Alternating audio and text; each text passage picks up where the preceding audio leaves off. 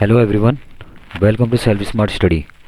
अगर आपने अभी तक इस चैनल को सब्सक्राइब नहीं किया, चैनल को सब्सक्राइब ज़रूर कर लें, जिससे कि आने वाली वीडियो का अपडेट आपको सबसे पहले मिल सके। इस वीडियो में हम हिस्ट्री के मोस्ट इंपॉर्टेंट क्वेश्चंस कवर करेंगे।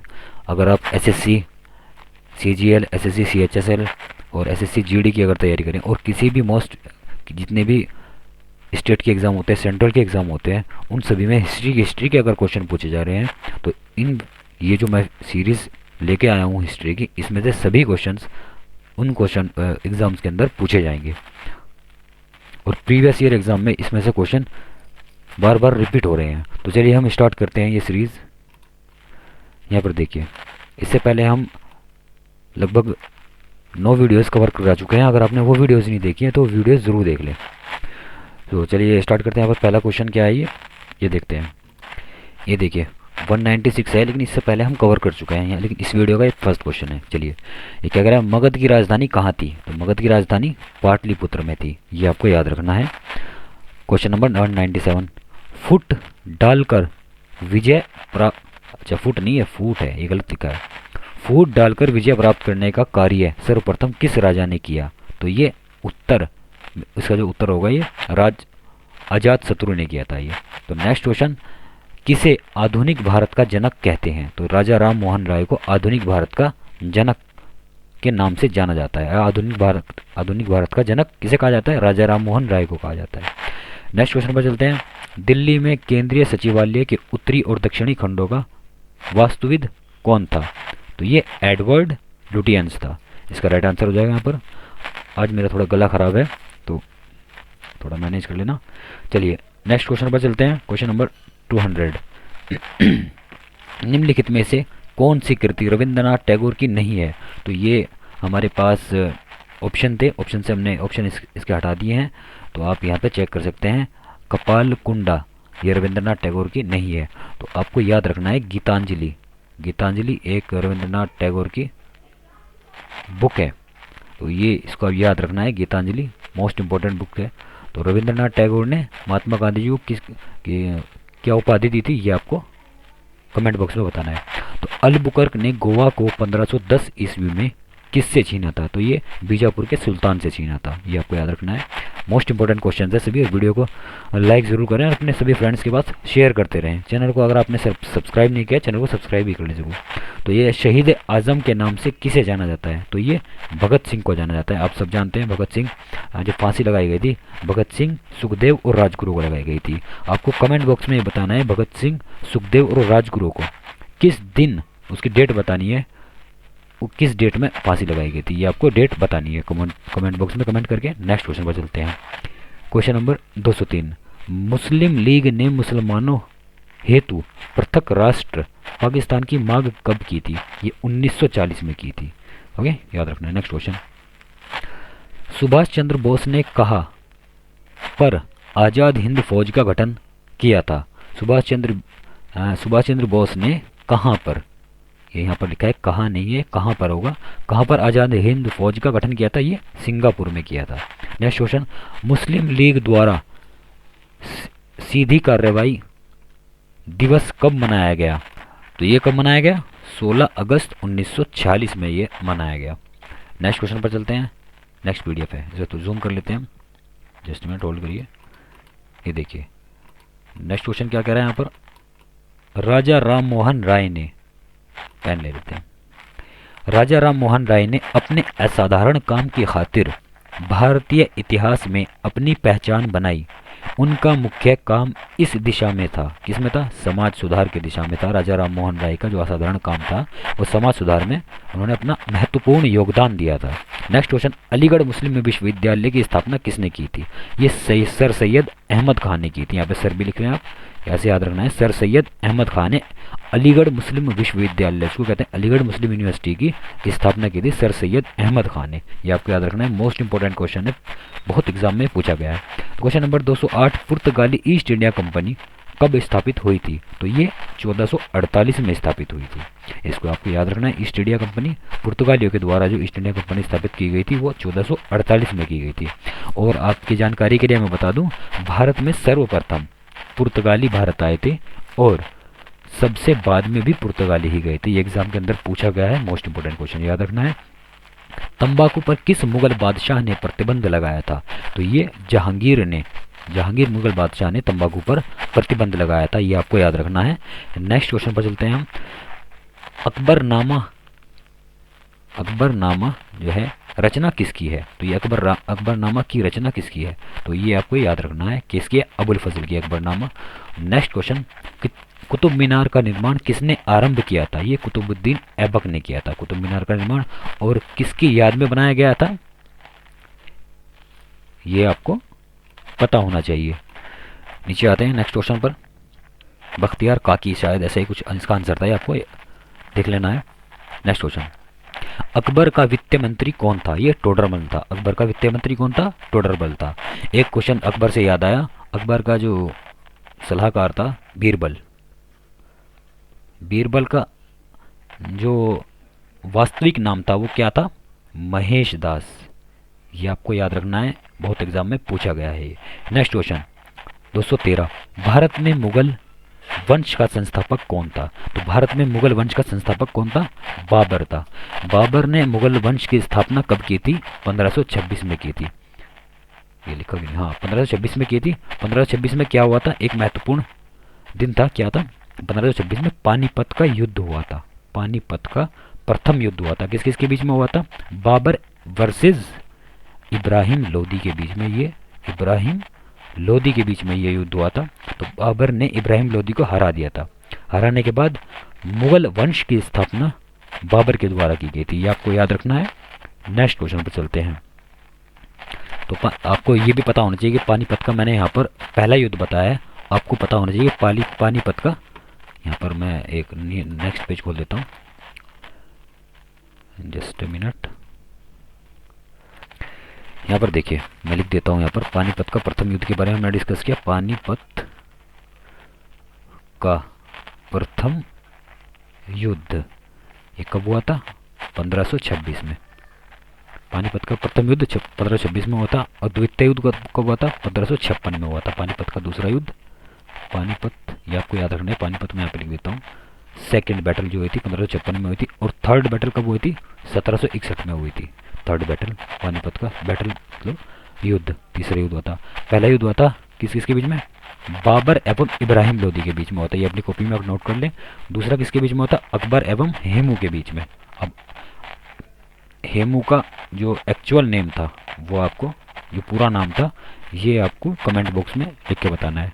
और तीसरा युद्ध किसके बीच हुआ था? Ahmad Shah Abdali. Ahmad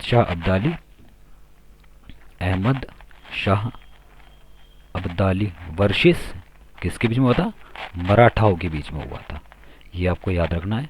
okay, next question पर चलते हैं। नेक्स्ट क्वेश्चन क्या कह रहा है हमारा यहाँ पर इस क्वेश्चन के ऊपर बात कर रहे थे, ये आपको याद रखना है, मोस्ट इंपोर्टेंट क्वेश्चन है। पानीपत का युद्ध हर एग्जाम में पूछा जाता है। तो चलिए हम नेक्स्ट क्वेश्चन पर चलते हैं। यहाँ पर ये क्या कह रहा है? तुजुक ए बाबरी किसने लिखी? तो ये बाबर ने लिखी।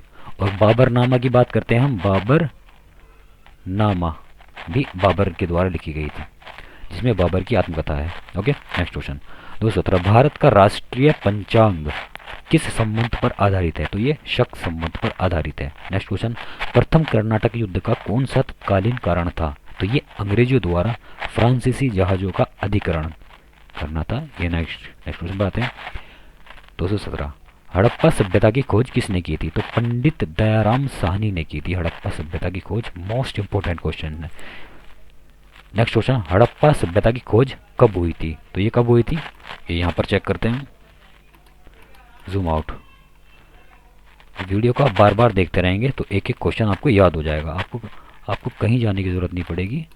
अगर आप नोट्स बनाना चाहें तो नोट्स भी बना सकते हैं। अगर वीडियो को बार बार देखेंगे तो क्वेश्चन आपको कुछ भी याद करने की ज़रूरत नहीं है, एक एक।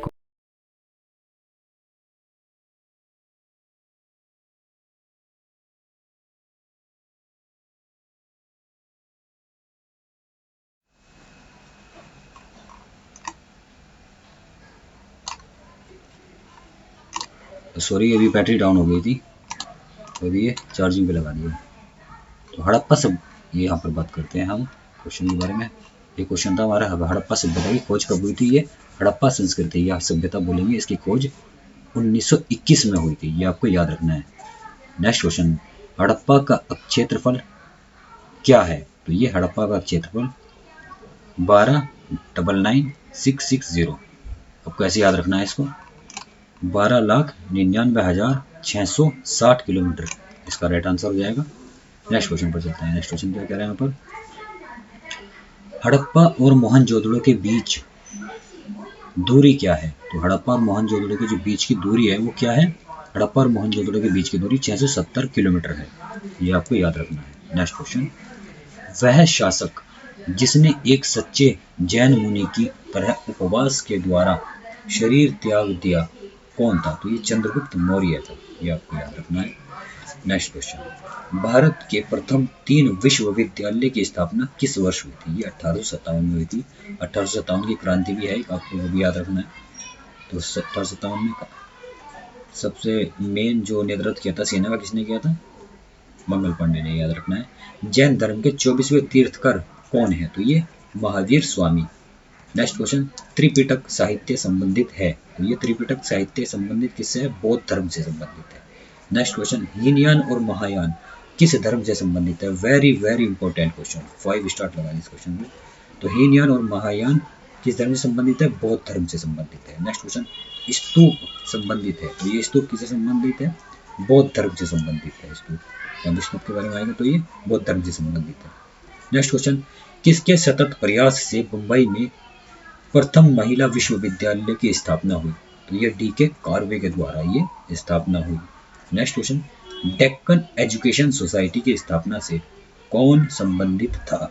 तो ये बाल गंगाधर तिलक जी थे, इसका राइट आंसर हो जाएगा।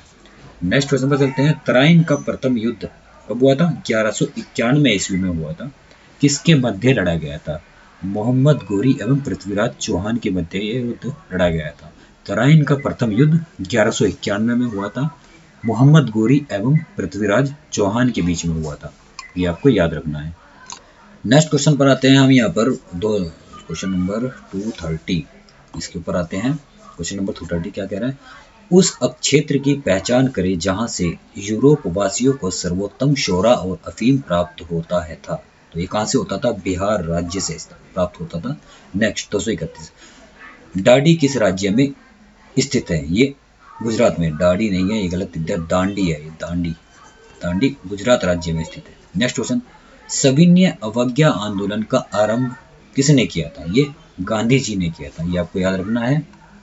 गांधी जी के बारे में कुछ इंपॉर्टेंट पॉइंट्स मैं यहाँ पे बता देता हूँ, आपको याद रखना है। सभी एग्जाम में गांधी जी के बारे में जितना भी मैं पॉइंट्स बताऊंगा उससे बाहर कुछ नहीं आएगा।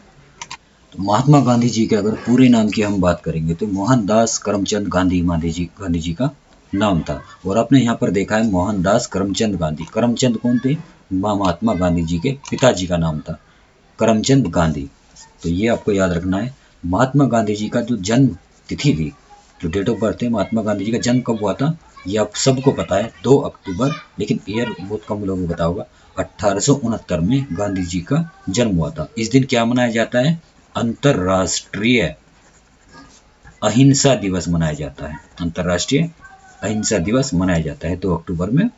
और गांधी जी का जन्म कहाँ पर हुआ था, पोरबंदर में हुआ था। और पोरबंदर कहाँ पर है, आप सबको पता है, गुजरात के अंदर है पोरबंदर, ये याद रखना है। माताजी का नाम क्या था, पुतलीबाई। गांधी जी की माताजी का नाम पुतलीबाई, ये आपको याद रखना है। पिताजी का नाम मैंने बता दिया है, करमचंद गांधी। गांधी जी के पिताजी का नाम करमचंद गांधी था, जो क्या थे, पोरबंदर के दीवान थे, ये आपको याद रखना है। और गांधी जी की आत्मकथा की यहाँ पर हम बात करते हैं, यहाँ पे लिख देता हूँ नीचे, माई एक्सपेरिमेंट विद ट्रूथ, ये आपको याद रखना है, बहुत एग्जाम में पूछा गया है। My experiment with truth Gandhi ji की आत्मकथा का नाम है। गांधी जी ने अपनी जो प्रारंभिक शिक्षा की थी वो कहाँ से की थी, राजकोट से प्राप्त की थी। गांधी जी की पत्नी का नाम क्या था, कस्तूरबा बाई कपाड़िया इनकी पत्नी का नाम था, लेकिन ये नाम शादी से पहले था। शादी के बाद गांधी जी की वाइफ का नाम कस्तूरबा गांधी पड़ा। तो गांधी जी बापू जी की जो संतानें थी, आपको संतानों के बारे में पता होना चाहिए। गांधी जी कितनी संतानें थी, संतानें तो बहुत थी, लेकिन लड़कों की अगर यहाँ पर बात करेंगे, उनके गांधी जी के लड़कों का क्या नाम था, यहाँ पर हम लिख देते हैं, जस्ट मिनट, ये वेट करिए। गांधी जी के 4 बेटों का नाम लिखता हूँ मैं यहाँ पर। हरिलाल, सेकंड मणिलाल, थर्ड रामदास, और फोर्थ पे बात करते हैं देवदास। देवदास उनके ये इतने बेटे थे। और गांधी जी के द्वारा जो गोद लिया गया बेटा था उसका क्या नाम था? जमुना लाल बजाज। ये आपको याद रखना है। गांधी जी के बारे में क्वेश्चन सभी एग्जाम में एक ना आधा क्वेश्चन पूछा जाता है। तो जमुना लाल बजाज गांधी जी द्वारा गोद लिया गया पुत्र था। गांधी जी 1888 ईस्वी में बैरिस्टर की पढ़ाई करने इंग्लैंड गए। 1891 में बैरिस्टर बनने के तुरंत बाद ही वे भारत लौट आए। इंग्लैंड से लौटने के बाद उन्होंने राजकोट से अपनी लॉ की पढ़ाई पूरी की। 23 वर्ष की आयु में गांधी जी की दक्षिण अफ्रीका 1 वर्ष की नौकरी के प्रस्ताव के लिए काम करने गए, किंतु यहाँ के हालातों में उनके जीवन के मुख्य 23 साल वहीं गुजर गए। वहां उन्हें रंगभेद का शिकार होना पड़ा। गोरा न होना वहां पाप के समतुल्य प्रतीत हुआ, जिसका गांधी जी ने भरपूर विरोध किया। गांधी जी के अगर दादाजी की बात करेंगे, गांधी जी के दादाजी का नाम भी अगर पूछ लेंगे, कई बार ये पॉइंट्स तो सबको पता है, लेकिन गांधी जी का नाम क्या था? गांधी जी के दादाजी का नाम था उत्तर चंद गांधी। ये आपको याद रखना है। ओके, जब गांधी जी ने विरोध किया था उसके लिए उन्होंने सत्य और अहिंसा का मार्ग अपनाया था विरोध करने के लिए। इस दौरान उन्हें कई दफा बेइज्जत होना पड़ा और अत्यधिक पीड़ा सहनी पड़ी, लेकिन बिना हार माने वे डटे रहे। नेक्स्ट पॉइंट की यहाँ पर हम बात करते हैं। गांधी जी 9 जनवरी 1915 में भारत वापस आ गए थे, जिस दिन प्रवासी भारतीय दिवस के रूप में मनाया जाता है। वो दिन 9 जनवरी प्रवासी भारतीय दिवस के रूप में मनाया जाता है। भारत की दशा समझने के बाद गांधी जी साउथ अफ्रीका से वापस लौटे थे तथा वापस लौटने पर उन्होंने अंग्रेजों के खिलाफ आवाज उठाना शुरू कर दिया। गांधी जी ने अपना पहला आंदोलन चंपारण में किया, जो किसानों के हित के लिए था। उसके बाद प्रसिद्ध असहयोग आंदोलन की शुरुआत हुई। रोलेट एक्ट के विरोध में शुरू हुए इस आंदोलन के दौरान ही जलियांवाला बाग हत्याकांड हुई थी। अब आपको पता होना चाहिए कि गांधी जी द्वारा कौन कौन से आंदोलन किए गए थे, वो भी उसके बारे में हम डिस्कस करते हैं। आंदोलन के बारे में सभी एग्जाम में पूछा जाता है। सबसे पहले हम यहाँ पर बात करते हैं 1917 में गांधी जी का कौन सा आंदोलन हुआ था, ये आपको पता होना चाहिए। 1917 में गांधी जी ने सबसे पहला आंदोलन किया था चंपारण सत्याग्रह। ये आपको लिख लेना है, चंपारण आंदोलन किया था। तो चंपारण आंदोलन क्यों होता है, या इसको चंपारण सत्याग्रह आंदोलन भी कहते हैं। भारतीय स्वतंत्रता संग्राम के लिए बिहार में चंपारण आंदोलन महात्मा गांधी जी की पहली सक्रिय भागीदारी थी। जब गांधी जी दक्षिण अफ्रीका से 1915 ईस्वी में भारत लौटे तो उस समय देश अत्याचारी अंग्रेजों के अधीन था। अंग्रेजों ने किसानों को उनकी उपजाऊ भूमि पर नील की और अन्य नकदी फसलों को उगाने के लिए मजबूर किया और फिर इन फसलों को बहुत ही सस्ती कीमत पर बेच दिया। मौसम की बदहाल स्थिति और अधिक करों की वजह से किसानों को अत्यधिक गरीबी का सामना करना पड़ा, जिसके कारण किसानों की स्थिति अधिक दयनीय हो गई।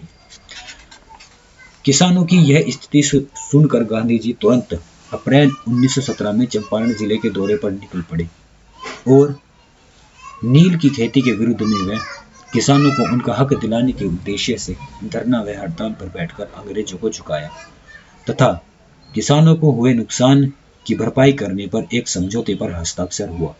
इस आंदोलन की सफलता से ही गांधी जी को रविंद्रनाथ टैगोर जी के द्वारा महात्मा की उपाधि दी गई।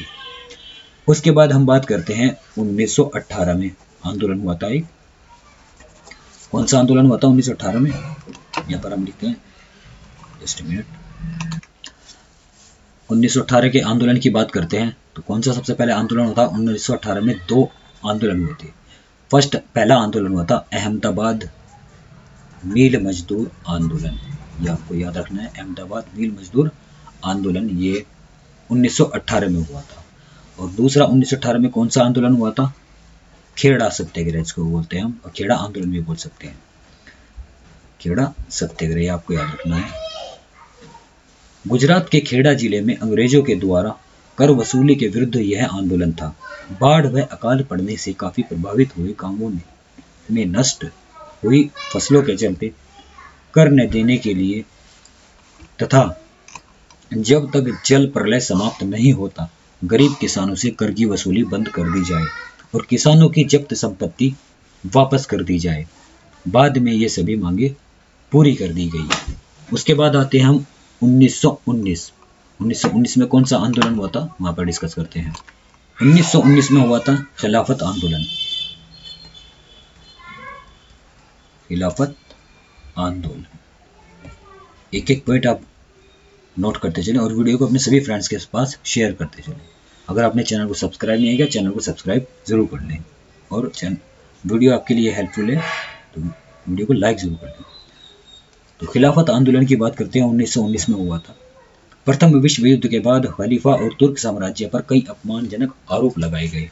मुस्लिम अपने खलीफा के लिए काफी भयभीत हो गए और तुर्की में खलीफा की दयनीय स्थिति को सुधारने और अंग्रेज सरकार के खिलाफ लड़ने के लिए गांधी जी के नेतृत्व में खिलाफत आंदोलन शुरू किया गया। ये आपको पता होना चाहिए। 1920 में आते हैं यहाँ पर अभी हम 1920 में कौन सा आंदोलन हुआ था ये आपको पता होना चाहिए। 1920 में असहयोग आंदोलन। असहयोग आंदोलन की बात करते हैं 1920 में हुआ था। इस आंदोलन के शुरू करने के पीछे बैसाखी के दिन जलियांवाला बाग हत्याकांड हुआ था। तो जलियांवाला बाग हत्याकांड क्या हुआ था 13 अप्रैल, ये आपको रखना है 1919 में यह आंदोलन हुआ था।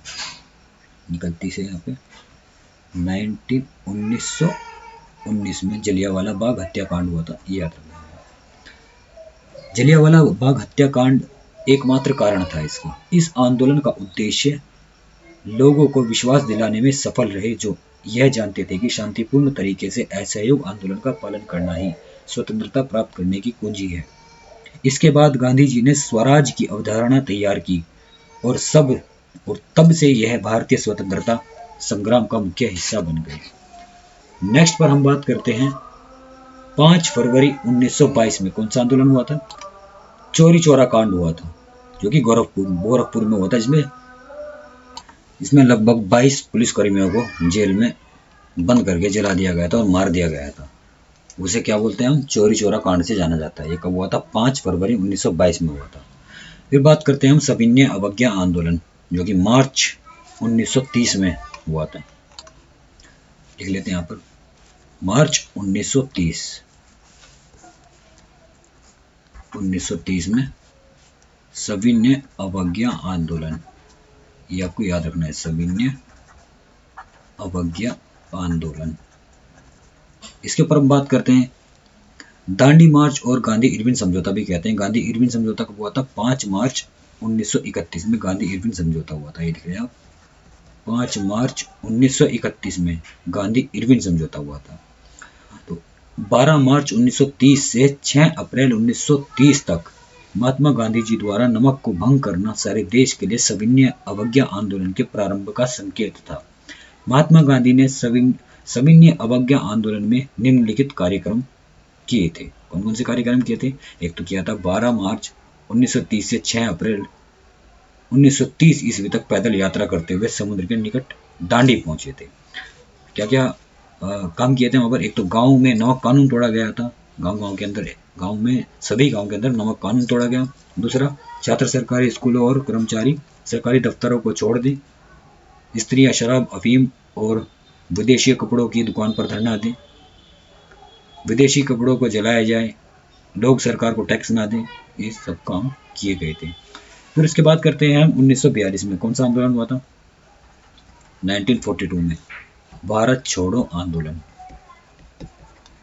भारत छोड़ो आंदोलन, ये सभी आंदोलन में से एक क्वेश्चन पूछा जाता है।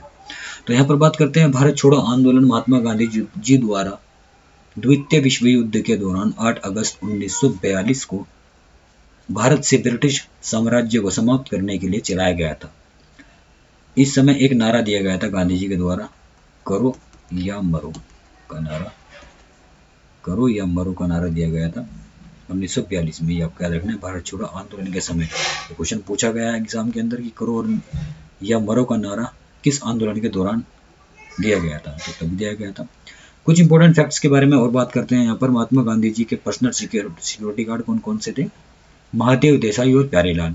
गुजरात में बारडोली सत्याग्रह किसके नेतृत्व में किया हुआ था? सरदार वल्लभ भाई पटेल के नेतृत्व में हुआ था, जो कि 1928 में हुआ था। दूसरा गोलमेज सम्मेलन 1931 लंदन में हुआ था। इस गोलमेज सम्मेलन में गांधी जी ने कांग्रेस का नेतृत्व किया था। गांधी जी की मृत्यु कब हुई थी? 30 जनवरी 1948 में। उस दिन क्या मनाया जाता, कौन सा दिन मनाया जाता है? शहीद दिवस के रूप में मनाया जाता है। गांधी जी द्वारा बनाए गए आश्रम टोलास्टाय आश्रम, जो कि जोहान्सबर्ग में स्थित है, दक्षिण अफ्रीका में, और दूसरा आश्रम है फोनिक्स आश्रम, जो कि डरबन साउथ अफ्रीका में स्थित है। तो ये क्वेश्चन पूछा जाता है कि गांधी जी के द्वारा साउथ अफ्रीका में फर्स्ट आश्रम और सबसे पुराना आश्रम कौन सा बनाया गया था? तो वो था फोनिक्स आश्रम, जो कि डरबन साउथ अफ्रीका में था। ये मैं यहाँ पर लिख देता हूँ, फोनिक्स आश्रम। एग्जाम में पूछा गया है, कई बार रिपीट हुआ है ये। फोनिक्स आश्रम सबसे पुराना आश्रम था ये, जो कि साउथ अफ्रीका में गांधी जी के द्वारा बनाया गया था। तो राष्ट्रपिता की उपाधि गांधी जी को किसने दी थी? सुभाष चंद्र बोस जी ने दी थी। बापू की उपाधि गांधी जी को किसने दी? पंडित जवाहरलाल नेहरू जी ने दी थी। दक्षिण अफ्रीका में रहते समय गांधी जी ने इंडियन ओपिनियन पत्रिका का प्रकाशन किया। गांधी जी के राजनीतिक गुरु कौन थे? गोपाल कृष्ण गोखले। ये आपको याद रखना है, एग्जाम में पूछा गया है। गोपाल कृष्ण गोखले। कई बार बच्चे क्या होते हैं कि जो टाइपिंग मैटर लिखा होता है ना सामने, और सिर्फ उसी को याद करते हैं। अब जो मैं ये एक्स्ट्रा इन्फॉर्मेशन बता रहा हूँ उसे वो स्किप कर देते हैं। जितने भी मैं एक्स्ट्रा इन्फॉर्मेशन आपको बता रहा हूँ, ये मोस्ट इम्पोर्टेंट बता रहा हूँ मैं, और जो भी मैंने यहाँ पे क्वेश्चंस बनाए हुए हैं वो सभी क्वेश्चन भी मोस्ट इंपॉर्टेंट है और एग्जाम में पूछे जाते हैं। यहाँ पर ये सभी क्वेश्चन पूछे गए हैं, रिपीटेड क्वेश्चन पूछे जाते हैं, और ये आप नोट करते जाने एक अपनी किसी भी नोटबुक के अंदर। तो अभी हम किसके ऊपर बात कर रहे थे? तो गांधी जी के जो राजनीतिक गुरु थे वो कौन थे? गोपाल कृष्ण गोखले थे। और दक्षिण अफ्रीका के पीटर मरीट्सबर्ग रेलवे स्टेशन पर ट्रेन से बाहर गांधी जी को फेंका गया था। फर्स्ट एसी का टिकट होने के बावजूद भी गांधी जी को ट्रेन से बाहर फेंक दिया गया था। तो उसी टाइम पे गांधी जी ने प्रण ली थी कि तुमने मुझे ट्रेन से बाहर फेंका, मैं तुम्हें पूरे देश से बाहर फेंक दूंगा। तो गांधी जी ने ऐसा करके भी दिखाया। तो नेक्स्ट क्वेश्चन पर चलते हैं। यहाँ पर क्या बात कर रहे हैं? गांधी जी ने सर्वप्रथम 1901 ईस्वी में आयोजित कांग्रेस के कलकत्ता अधिवेशन में भाग लिया था। गांधी इरविन समझौता कब हुआ था? 5 मार्च 1931 में हुआ था। महात्मा गांधी जी और लॉर्ड इरविन के बीच में समझौता हुआ था। ये महात्मा गांधी जी के बारे में एक्स्ट्रा इन्फॉर्मेशन बहुत है। तो सभी क्वेश्चन जो भी महात्मा गांधी से रिलेटेड होंगे वो यहाँ से इससे बाहर कुछ नहीं आएगा। तो अभी देखते हैं नेक्स्ट क्वेश्चन क्या कह रहा है यहाँ पर। ये देखिए, साइमन कमीशन भारत कब आया? तो साइमन कमीशन 1928 में भारत आया था। नेक्स्ट क्वेश्चन, 1919 के अधिनियम को कहा जाता है? तो ये 19 क्या कुछ गड़बड़ है यहाँ पर, क्वेश्चन में लिखने में कुछ गड़बड़ हो गई। तो नेक्स्ट क्वेश्चन पर चलते हैं, इसको हम स्किप करते हैं यहाँ पर। तो यहाँ पे ऑप्शन क्या थे वो ऑप्शन से पता चलता है। नेक्स्ट क्वेश्चन पर, स्वराज पार्टी के संस्थापक कौन थे? तो ये मोतीलाल नेहरू और CR दास थे। मोस्ट इंपोर्टेंट क्वेश्चन है, स्वराज पार्टी के संस्थापक कौन थे? मोतीलाल नेहरू और CR दास थे। नेक्स्ट क्वेश्चन, भारत तक समुद्री मार्ग की खोज की गई थी किसके द्वारा? पुर्तगालियों के द्वारा। मैंने अभी बताया सबसे पहले भारत में पुर्तगाली आए थे और गए भी सबसे बाद में कौन थे? पुर्तगाली ही गए थे। तो नेक्स्ट पर बात करते हैं, निम्न में से किसने बंगाल में दोहरी सरकार प्रणाली को समाप्त किया? ये वॉरेन हेस्टिंग ने किया, दोहरी सरकार प्रणाली को। नेक्स्ट क्वेश्चन पर चलते हैं, भारत में न्यायिक संगठन की स्थापना किसने की? तो लॉर्ड कॉर्नवालिस ने की थी। नेक्स्ट क्वेश्चन, महाभियोग के लिए किस गवर्नर जनरल पर मुकदमा चलाया गया था? ये वॉरेन हेस्टिंग पर चलाया गया था। और ये महाभियोग किस अनुच्छेद के तहत आता है? महाभियोग किसी भी उसको हटाया जाता है, राष्ट्रपति को हटाने के लिए प्रक्रिया होती है महाभियोग की। तो ये अनुच्छेद 61 के में इसका वर्णन किया गया है। कई एग्जाम में पूछा गया है महाभियोग के बारे में। नेक्स्ट क्वेश्चन, काशी में किस प्रसिद्ध संत का जन्म हुआ? तो ये वल्लभाचार्य का जन्म हुआ था। नेक्स्ट क्वेश्चन, बंगाल का प्रसिद्ध संत कौन था? तो चैतन्य महाप्रभु, ये बंगाल के संत थे। तो फ्रेंड्स, इस वीडियो में इतना ही। ये सीरीज अभी कंटिन्यू रहेगी। मोस्ट इंपोर्टेंट क्वेश्चंस मैं यहाँ पे कवर करा रहा हूँ। जिस भी एग्जाम्स की आप तैयारी कर रहे हैं उसके लिए बहुत ही हेल्पफुल वीडियो रहेंगी। सभी एग्जाम से क्वेश्चंस लिए गए हैं। आप अगर पिछली वीडियोस अपने अभी तक नहीं देखी है तो वीडियोस आप ज़रूर देख लें। हिस्ट्री के क्वेश्चन जिस भी एग्जाम में आपके अगर पूछे जा रहे हैं तो इससे बाहर कुछ नहीं आएगा। मैं एक एक चीज़ यहाँ पर कवर करा दूंगा। और मैंने साइंस की भी मोस्ट इंपॉर्टेंट क्वेश्चंस की मैंने प्लेलिस्ट बना रखी है। अगर आपने वो वीडियोस नहीं देखी तो उन वीडियोस को ज़रूर देख लें।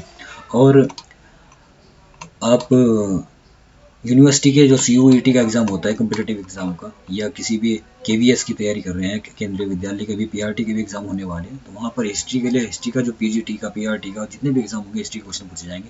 तो ये सभी एग्ज़ाम्स के लिए मोस्ट इंपॉर्टेंट क्वेश्चन साबित होंगे। तो इस वीडियो को अपने सभी फ्रेंड्स के साथ ज़्यादा से ज़्यादा शेयर करें और चैनल को सब्सक्राइब करना बिल्कुल ना भूलें। तो इस वीडियो में इतना ही। Thanks for watching and keep learning.